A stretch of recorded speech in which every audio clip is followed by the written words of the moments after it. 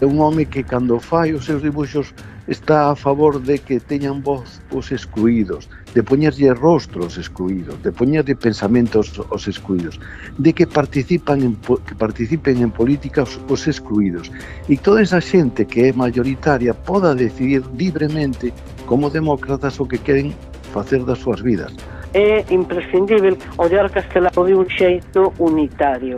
A súa arte, as súas artes plásticas tan variadas, a súa literatura, o seu labor como pensador, como ideólogo, como político activo ao servizo do nacionalismo galego, todo isto son as faces de un mesmo poliedro e non cabe facermos aí escisionismo de ningún tipo. E hai que decir que a Academia sempre se negou a cubrir a súa praza, é dicir, a praza de Castelao foi de Castelao ata a morte de Castelao no exilio.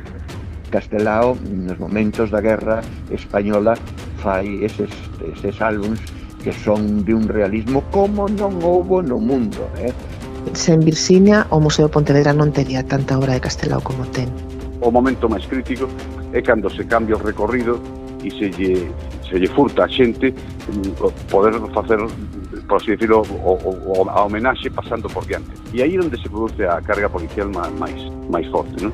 Cando a min a produtora me propuxo escribir algo sobre Castelao, eu tuve unha sensación de decir, bueno, pues vamos ver que versión podíamos dar dun home cunha biografía tan enorme e tan inabarcable nunha película. Virxinia súmase a isto, non? Quero decir, non é unha espectadora, non? Senón que acompaña neste camiño, non? A ferida aberta no 36, un podcast de Nuria López.